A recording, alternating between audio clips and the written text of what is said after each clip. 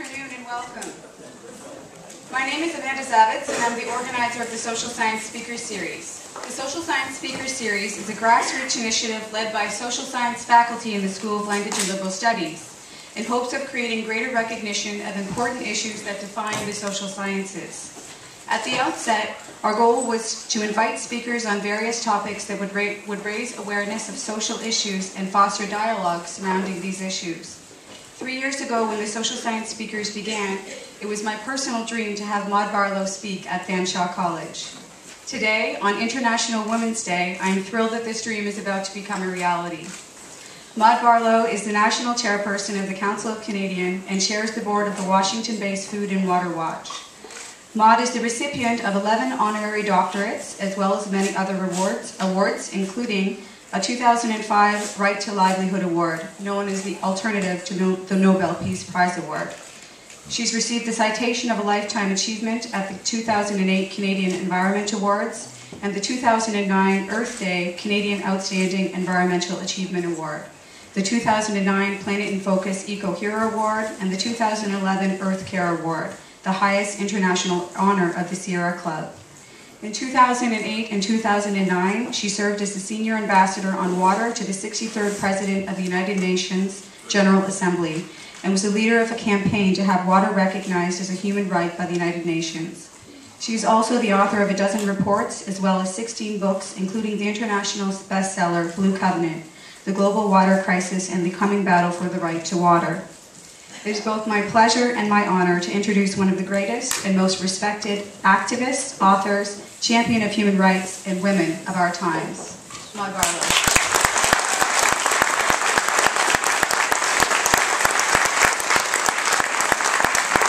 Wow, thank you very much for a gorgeous introduction, and thank you all for being here on this gorgeous day. Well, it was gorgeous yesterday, but and it's getting cold and it's turning to ice, but never mind. We can feel spring in the air. It's that kind of feeling, and I just delighted to be here. I want to leave a little time at the end to talk with you, and if anybody gets the bug and you want to hear me again, we've got another event tonight, more open to the public, not just to the college. I'm going to talk to you a little bit about the world water crisis, and I will throw a little bit of negative stuff at you, but then I'll stop doing that because I think it's really important to have a feeling of what we can do about it, but I do think it's important to deal with the issues, because you've probably heard a lot about global warming and climate change, but you might have heard less about what it's doing to water or just how we're treating water and what's happening. And it's always hard to get people in Canada, particularly on a day when it's pouring rain, and I just drove through pouring rain on the 401. It's really hard to get people's head around the fact that we're actually in trouble water-wise, even here in Canada. People say, what are you talking about? But you have to think for a second globally, and that's what I'm going to start off with. We all learned back in about grade 6, or whenever, we took those first lessons on the hydrologic cycle, that there is a finite, exact amount of fresh water in the earth. It's very small. Really, if you think I have a PowerPoint that shows the earth without any water on it, say the earth is that big, and then all the water together is in a little ball about that big, but all the available fresh water is a little dot of water that you can hardly see because it's just there's so little of it. But we were always taught that it's an exact amount, and not only is it the same amount of water, but it's the same water that was here at the beginning of creation. I mean, at the creation of the planet. It's water that just goes around and around. Some of that rain out there ran in the blood of dinosaurs. I mean, we need to understand that. It doesn't renew. It's the same stuff. But what we were taught was you couldn't do anything negative to it except maybe pollute it, but you couldn't destroy it. It couldn't go anywhere. That's not true. And we have a whole raft of recent studies coming from really reliable sources that tell us that this is what's happening to water. We are either polluting it, massively dumping toxics, or if we're careless in the way we're doing mining and that kind of thing, we can allow seawater into groundwater sources and stuff. Or we've got this global food trade where we are growing food and trading it all over the world instead of promoting more local food production. And we use a lot of water to produce everything that we eat, particularly meat, for instance. And if you sit down with a family of 4 people and each have a steak at night, you just eaten the equivalent of an Olympic-sized swimming pool. That's how much water it took for the cattle, for the processing and everything, to have that steak in front of you for 4 people. It's an incredible amount of water. And so we're taking deserts and we're taking areas where we really don't have a lot of water, and we're irrigating rivers to death, and we're also pumping groundwater. That's water under the ground with technology we didn't have 30, 40, 50 years ago. And we're pumping so hard that we're actually pulling up that groundwater way faster than it can get replaced by nature. The best image I have for you of this is just think about a bunch of people around a bathtub, and they've all got a straw and they've all got blindfolds, and they're all drinking that water really fast.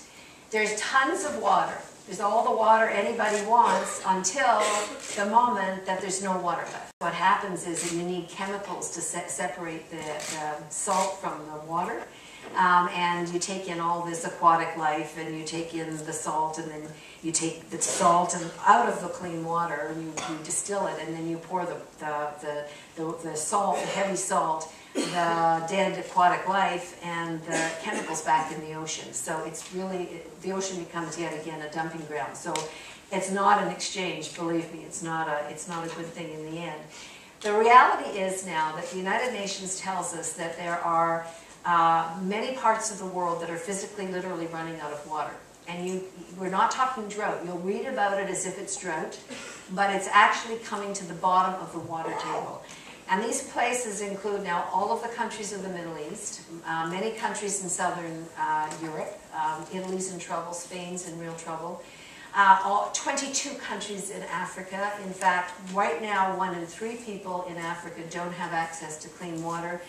With the current projections, unless something dramatically changes, it's going to be 1 in 2 in the next decade. So we're going the opposite way of what we should be doing.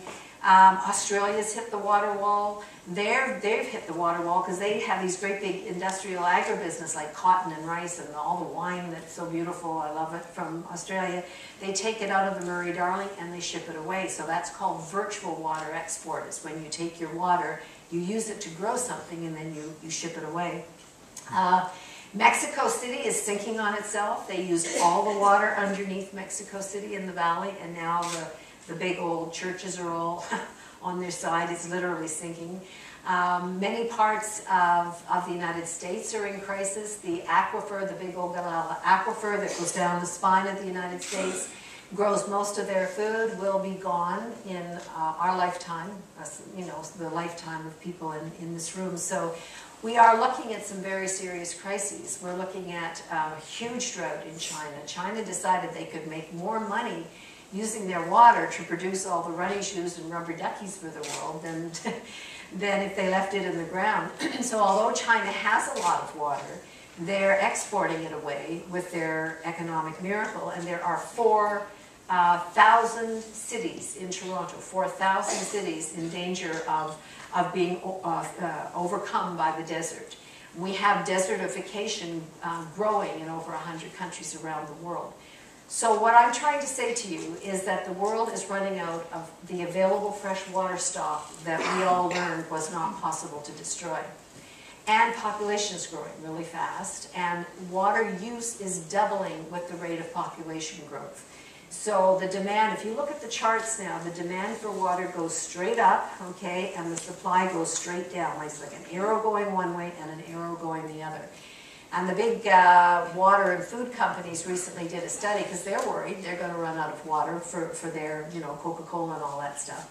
So they did a study, and they said, and this is the most astonishing study of all, that by 2030, not very far away, the demand for water in our world will outstrip supply by 40%. Now you can't begin to imagine the suffering that's already happening around the world. In the global south, every 3.5 seconds a child dies from waterborne disease in our world. Every 3.5 seconds. In every case, by the way, if their parents could afford clean water, they would have it. These people are poor and the water's been privatized and they can't buy it. It is the lack of water or lack of access to clean water is the biggest killer of children in our world. bigger than HIV, AIDS, war, and accidents put together. And again, totally preventable, but it is a huge, huge issue and something I've been working on really hard, because it's really tough to go to communities and see situations where kids don't have access to clean water and the multiple diseases they get, and you know, how awful it is for the families when these kids die of dirty water. So it's a huge human rights issue, absolutely huge human rights issue. And we've been fighting to get water recognized as a human right at the United Nations. We were only successful 2 years ago, and only because a little landlocked country called Bolivia, which you should study, it's a wonderful little country in South America, mostly indigenous, watching their kids die. The glaciers are melting because of climate change, and their kids are really in trouble. So the ambassadors of the UN said, I want to know which countries are going to support the right to water and which aren't. And that doesn't mean the right to swimming pools, by the way. The right to water means an adequate amount of water per person in the world so that you have it for drinking and hygiene and to cook with and so on. It's just for basic needs.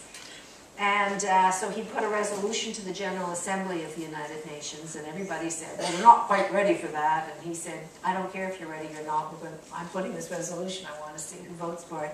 Canada abstained. Canada led the fight against the right to water, which I just think is appalling. In a country as wealthy as ours, with as much water as we have, you know, that we would do this. And I'll get to why I think that was in a second. But in any case, it did pass. It was adopted by the United Nations.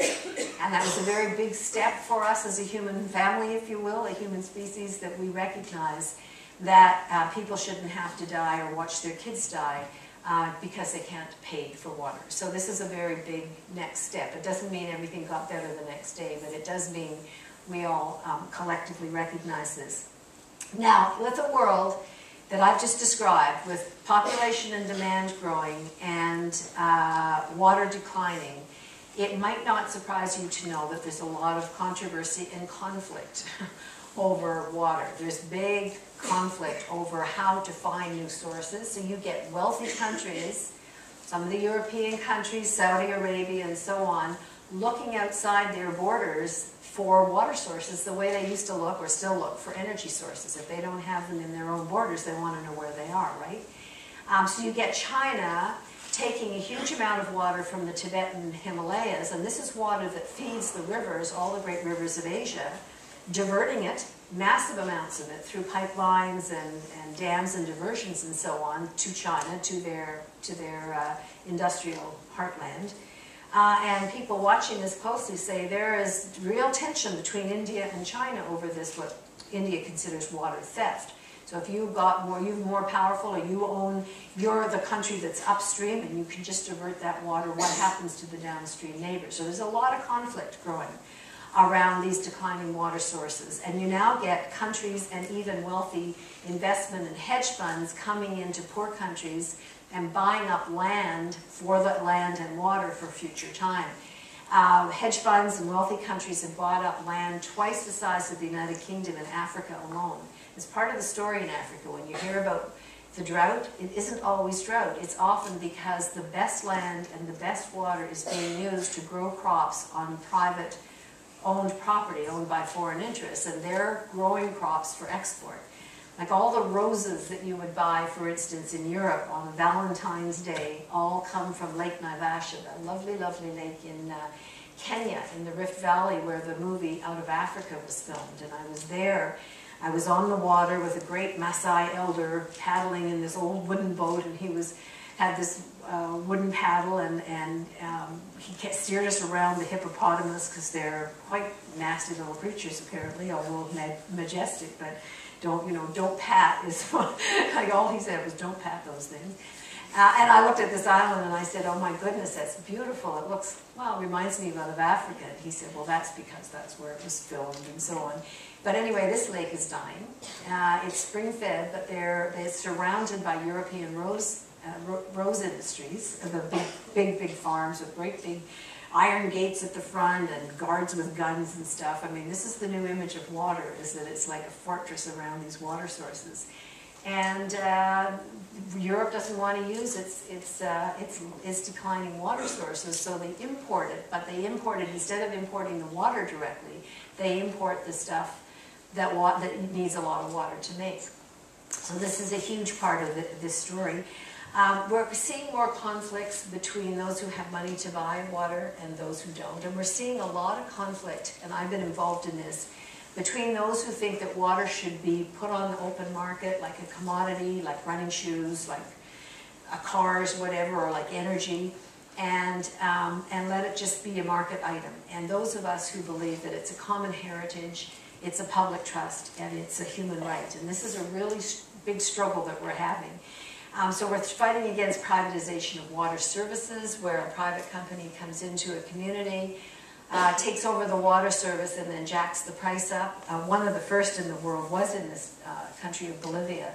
And the World Bank said, well, if you want funding for your water service, you have to bring this company in. So the company came in, and not only did they triple the price of water, this private company, but they said, we own the water coming from the sky, and we will fine you if we catch you catching that water and using it. That is our water. We own every drop of it. And the people were furious because they couldn't afford the water, and they couldn't afford not to catch water. So there was an uprising, and the army came in, and people were killed. I mean, it was a real conflict, the first water war we talk about. And the company was forced to leave, and the World Bank was forced to back out, and now they're running their own water service. But these struggles are happening very passionately around the global south. Same with the issue of bottled water. If you were to take an individual plastic bottle that water comes in, like Dasani or whatever, just the individual sized ones, and put them end to end, what we use in 1 year, they would reach to the moon and back 65 times. And just think of the amount of plastic we're dumping into the world's oceans, and why you've read about the ocean, the plastic in the ocean and so on. A lot of it could be cut down if we would just trust that we're getting good, clean tap water out of our taps. And maybe not in some countries, but here. So there's a real contest around who's going to own water, who's going to control it, and so on. So that's kind of the global picture. But come back to Canada and you say, but do we have these problems here? And the answer is yes, yes, yes, yes, yes. Till about 2 or 3 years ago, Environment Canada on their website said that we have 20% of the world's fresh water. That is not true. Thankfully, they've taken it down. We only have 20% if you were to drain every lake and every aquifer and every river in Canada, and we become a total desert. We have about 6.5% of the world's available fresh water. That's the water you can use and not destroy the base, right? It's like interest in your bank account. You don't want to start using your capital. So we have more water per capita than lots of countries, but we've also got huge problems. I mean, there are scientists who say Lake Winnipeg is already dead. So much phosphorus and so much crap from the intensive livestock operations and so on is being dumped into the lake. Alberta, southern Alberta, is running out of water, and in northern Alberta, of course, they're destroying their water table with tar sands operations. The Great Lakes, I've just finished a report on the Great Lakes. If any of you want to read this, it's on our website, Canadians.org, called Our Great Lakes Commons. And really, I mean, you can't exaggerate the amount of damage we're still doing to the Great Lakes in spite of all the agreements that we have on water quality and fisheries and so on. We are continuing to put huge amounts of pollutants, huge amounts of semi-treated or even raw sewage into the Great Lakes. We're taking more water out of the Great Lakes every day than we put back in, so the Great Lakes are literally in decline. We have invasive species, and our government refuses to work with the U.S. The U.S. is much better on this. Our government refuses to work, the Canadian government refuses to work to stop the big ships from coming in and dumping their ballast, which is where these invasive species are coming from. They're destroying the local fishery. Now we have refineries that are refining heavy oil from the Alberta tar sands, and that takes and uses and destroys a lot of water as well. So if you think for 1 minute that we don't have problems in Canada about water, that's not true. And we have no clue about, I mean, our politicians are just like, it's just not in their radar, right? Our National Water Act is 42 years old. It's a joke. It's terrible. I mean, we know exactly what should be in it. We have no national drinking water standards. right? We haven't mapped our groundwater, so we don't even know if it's okay to be pumping as much as we are. I can tell you it's not okay, but we don't know yet the extent of the damage. Here in Ontario, we've got the Clean Water Act, which is good, but we've also got something called the Open for Business Act. And that's really an act that says we are going to use our water to lure water-intensive industry here. So because we've got it, let's take advantage of it. So it's not an easy set of issues that we're dealing with. Last night I was in Barrie, Ontario, where they're fighting a huge quarry. The Melanchthon Quarry, it's a proposed quarry. It hasn't been started yet. The Ontario government finally gave in and is doing an environmental assessment. But they're going to dig so deeply into the groundwater, into a source of 5 major rivers and all the drinking water in the area, that it's going to be, they're going to dig deeper than the height of Niagara Falls into the ground.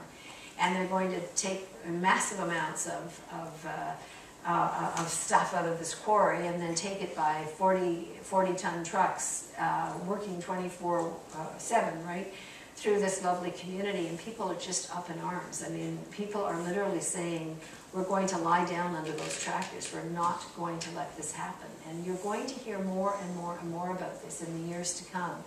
These big extractive industries, the big energy industries, the big mining industries, we're going to find more and more confrontation as people say, but you're destroying the water table here and we have to take care of it. So what I want to leave a little time for us to talk about this, because I know I'm throwing a lot at you. I think there's an awareness that's growing now, and I think it's a very exciting awareness, but it's taking time, and it's really important to talk to students, because you guys, you know, have more time ahead of you than older people, and you can be good longer. We can count on you, and it doesn't matter what field you go into. If you can have a change of consciousness around not just water, but around the earth itself, it would be really incredibly important. We think in our modern world that water either comes out of a tap or out of a bottle, right? We forget that it comes from watersheds. It is the most essential element in an ecosystem that gives us all life. And when we dump something bad into it, it doesn't stay in that one little place. It's like putting a piece of poison in your blood and expecting it to stay right there. Well, it's not. It's going to circulate through your body. When we collectively poison water, we collectively poison it everywhere. We're even poisoning water so much that it's affecting the hydrologic cycle, and the amount and the kind of rain that's falling is actually reflecting what we've put into the water in the first place. So there's nowhere to go to get away from our bad treatment of water, and I think we need to go back to the basics. We're calling for water to be considered part of our common heritage so that it cannot be owned. You can have a license to use it. We're not, like if you're a big industry and you're going to treat it properly and you're not going to dump it in your toxics in lakes and so on. If you're going to be respectful, yes, we, the people who own the water, will say yes, under those circumstances you can use it. But I really feel we have to say that nobody should be allowed to own water. It should be what we call a public trust. And a public trust means it belongs to everyone, and everyone has the right to have some access to it. Not unlimited access, and not unlimited ability to do whatever bad things they want, but rather that it's a shared commons that we manage carefully together and we care about. And that's a very, very important notion. We also have to say that water is a human right. And in our country, that means we have to deal with the issue that people living on First Nations communities are 90% more likely than all other Canadians to not have running water, not have clean sanitation. We still have third world conditions on our First Nations reserves in Canada, and it is a violation of Canada's obligation under the newly recognized human right to water and sanitation at the UN. Canada is supposed to be presenting a report to the United Nations. I'm not holding my breath, but we are supposed to. I'm not sure this government's got environment up at the top of its list, but we are supposed to do that. But we really need to be saying that, you know, if we have other Canadians living on First Nations reserves who are living in third world conditions, we have a responsibility. And that has got to be something that is part of the conscience and part of what we all do together. And then lastly, I would say that water has to be, we have to start to think about water and nature as having rights themselves. We humans, and the more modern and the more sophisticated we get, the more urbanized and the more stuff we have, the richer we are, the more we see nature as a big resource for our pleasure, profit, and convenience. That's exactly how we see it. Let's move that water there. Let's dump this stuff in that water. Let's, doesn't matter. It's just for me, me, me, me, me. And we're forgetting that we depend on nature and we depend on these watersheds for life. And when we destroy them, we destroy our chances of a good life, and we destroy the future generations, the rights of future generations to live in a healthy environment. Because I believe that water belongs to the earth. I believe it belongs to other species, not just us, and it belongs to the future. It belongs to future generations. And we need to be thinking in our treatment of water about future generations.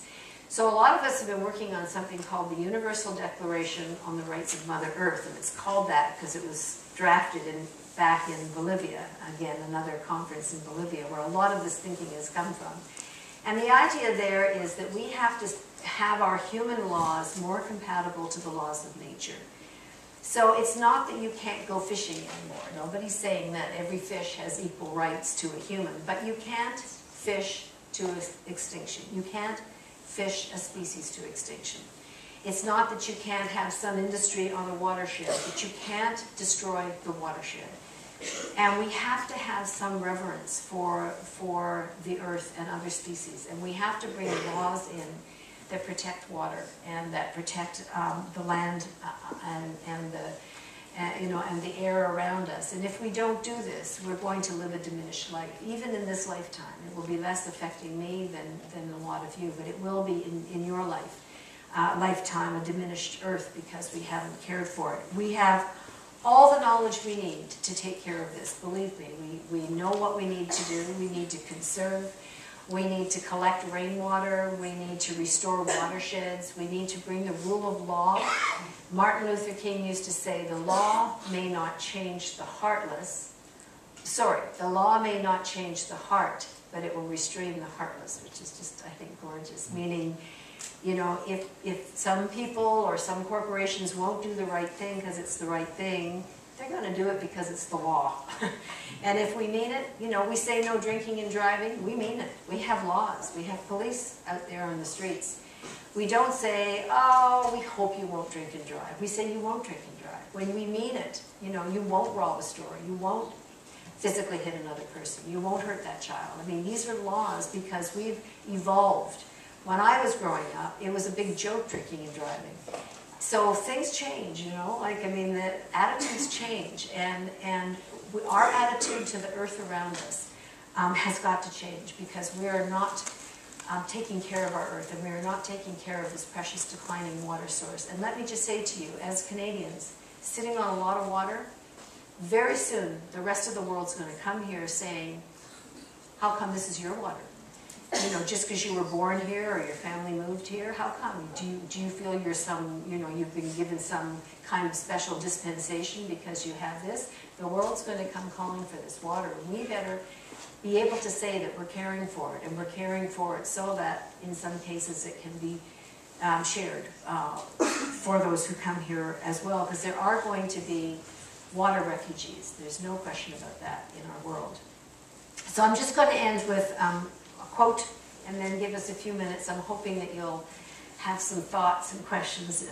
Otherwise, I'll have to keep talking, and I don't want to talk anymore at you. But this is a lovely quote from a scientist whose name was Carl Sagan. He's dead now. He was an American, wonderful, wonderful scientist and environmentalist. And he said this. He said, anything else you are interested in is not going to happen if you cannot breathe the air and drink the water. Don't sit this one out. Do something. You are, by accident of fate, alive at an absolutely critical moment in the history of our planet. What Carl Sagan is asking us to do, and what I'm asking you to do, is to become conscious, is to become an activist. And I don't mean drop whatever you're doing and go out and protest or join the Occupy, although that's fine too. I love them. But this is, I'm asking you to think about more than just yourselves, or more than just, you know, what's my next career, or what am I doing Saturday night, or where am I going to get that beer? I mean, I love beer, don't get me wrong. I love fun, there's nothing wrong with any of that. It's a consciousness I'm talking about. It's a consciousness that we are citizens of this planet, and we have to be conscious citizens, and we have to not think somebody's taking care of it, because I'm telling you, somebody's not taking care of it. We are not taking care of this planet. Hopefully someday there will be people taking care of it, and there are a lot of people who care, but we are not caring for it properly now. And you are every bit part of the solution. And being an activist is the most wonderful thing you can be, part-time or whatever. And it gets you up in the morning, you care about more than just yourself, or you care more about that than just making money. You really become connected to the larger set of issues. And looking and caring about other species, really knowing that we can make a difference, knowing that we can make a difference for future generations, knowing we can make a difference for those children in the global south who are dying 1 every 3.5 seconds, because we can make a difference, I think is a wonderful call to action. And I think what Carl Sagan means when he says you are by accident of fate alive at an absolutely critical moment in the history of our planet. Don't sit this one out. Do something. So I thank you.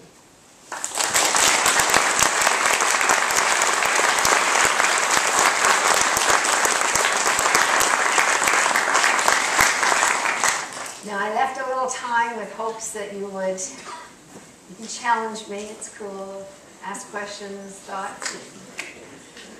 I would like to know if you have any things that we can specifically write to our government about. So oh, wonderful. Could you give us some specific strategies that we can do right now? The question is, do I have suggestions about specific things that you can do and write to? Yes. First of all, my organization is called the Council of Canadians.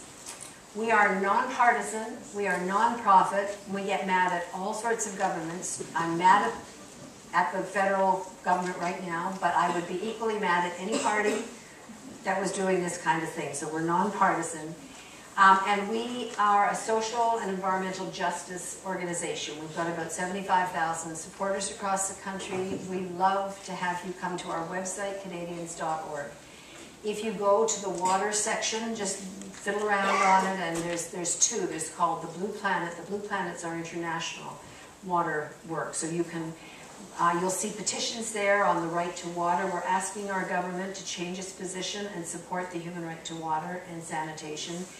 Canada and Tonga are the only 2 countries left in the world who no longer support. I mean, it's appalling. Even the United States, which never supports anything at the UN, has changed its mind and supports the right to water.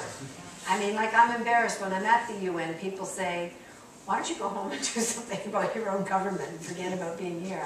This is a good point. So yes, that's one thing immediately to do, is to let your MP know that you want Canada to change its position on the right to water. On the domestic, the Canada water site, you'll see it right there.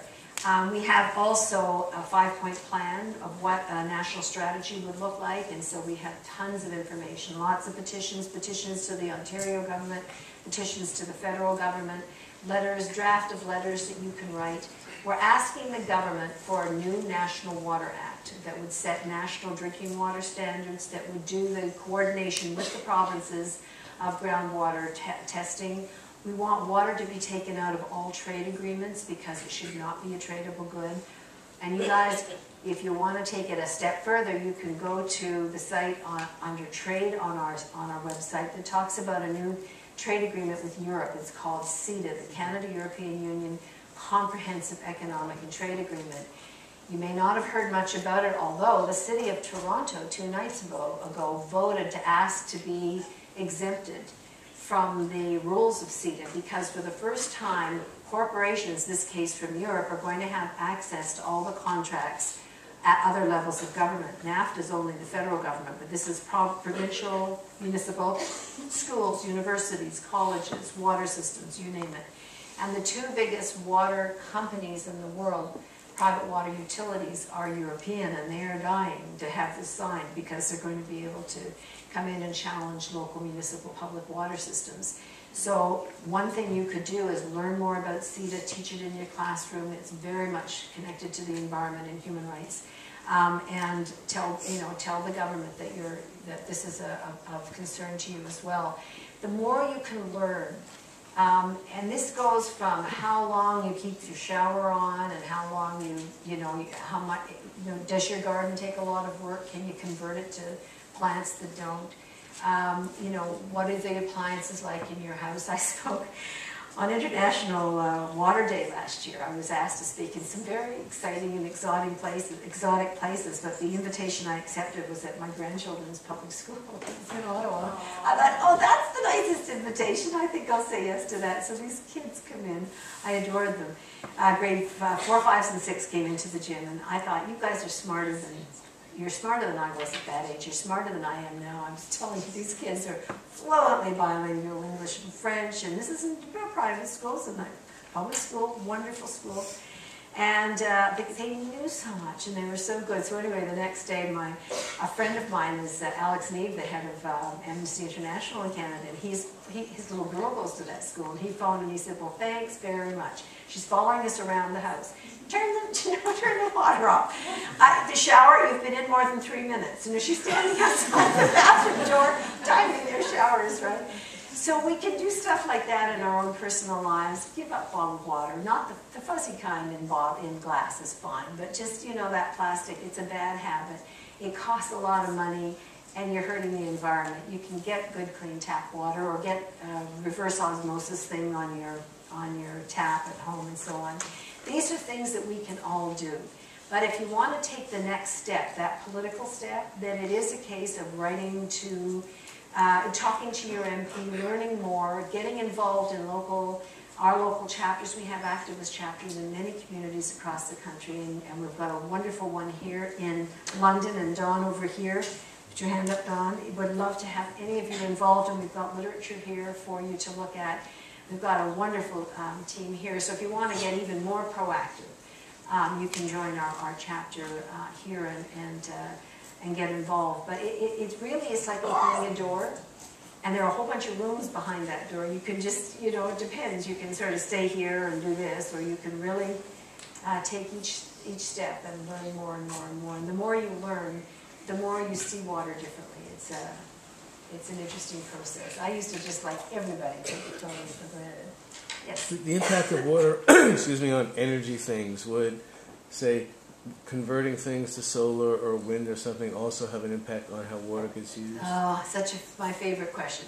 One of my favorite questions. The question is about alternative forms of energy and how water, how it affects water. We really have to ask that question. There's another example where we just take water for granted. I call it the myth of abundance.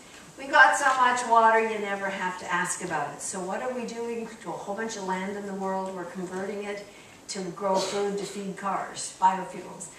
And it takes 1,700 liters of water to produce 1 liter of corn ethanol. And so when they started thinking this was so good for the environment, okay, it's going to cut the amount of fossil fuels, but it is dramatically increasing the impact on water. So nobody asked that question, right? And I saw a study on how much the subsidies from California and from the American government to promote biofuel production in California, and the amount of subsidies would produce enough biofuel that they'd need another third of the Colorado River. The Colorado River is dying. They don't have another third of they don't have the Colorado River. They sure don't have another third of it. But it was like, okay, there's the ag folk and the energy folk over here in government, and there's the people studying water, and I guess they're not talking to each other. So it's just that total lack of connection.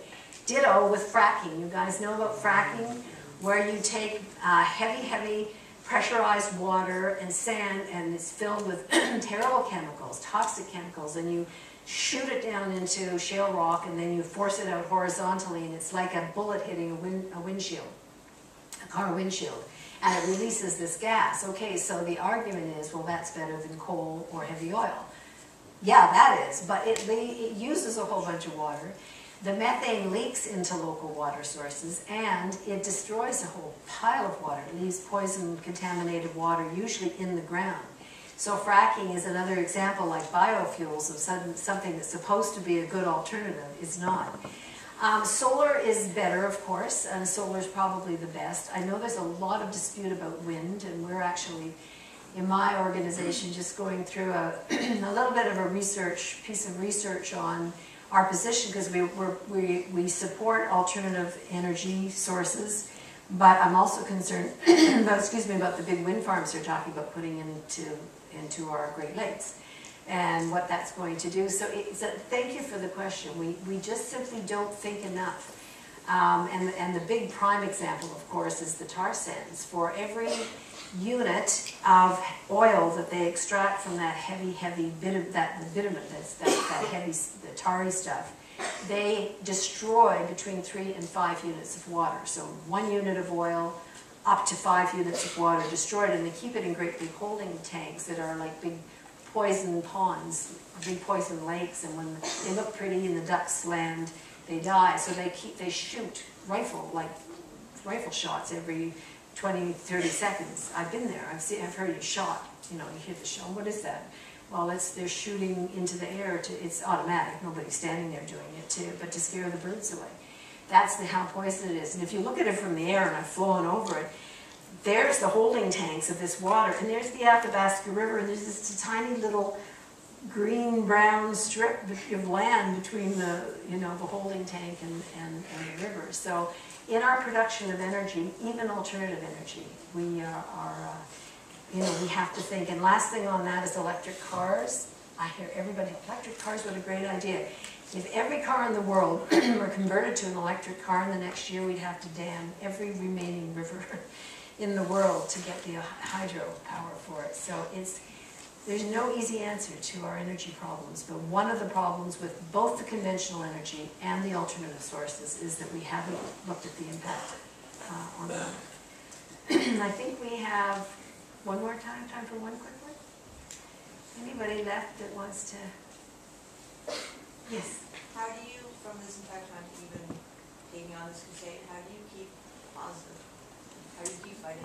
Okay, the question is how, as you can hear, my voice goes to this is too many planes. The planes are so dry. Air Canada's going on strike on Monday.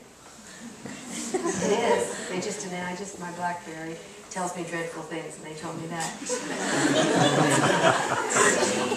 The question was, how do I keep hopeful? I'm assuming that you're saying, with all this information that comes at me, I'm on so many listservs, and it's like, here's another awful study that will keep you up at night, right? So I get them all. I see them all. I'm only half joking when I say this. I come here and get you upset, and I feel better. I mean, that's actually true. It's true. Mystery loves company. It's true. I mean, what would make me crazy, this is what I know we have to end here. When I said to you that being an activist is a wonderful thing, it's partly a way to deal with what worries you. I mean, if some of this stuff gets to you, and it doesn't have to be the stuff I talked to you about today, but if something bothers you, and you don't do anything about it, I actually think it stays inside you like a little worm. That's just a belief I have. I think that if you do something about stuff that bothers you, you can sleep at night. You can have a great life. You have to do something proactive. End with a saying of a 95-year-old friend of mine who's fought for everything for her whole life. She's been involved in every single struggle you can imagine in those years. And she says, fighting for justice, she says, oh, you young people, and she says that for anybody under 85. You young people, she says, you just think that fighting for justice is something you do now and then. It's a fashion. You might do it or you might not, or you take the year off or whatever. She says, it's not like that. It's a commitment that you make, and you do it, you do it every day. And then she says, fighting for justice, well, she says it's like taking a bath. You do it every day or you stink.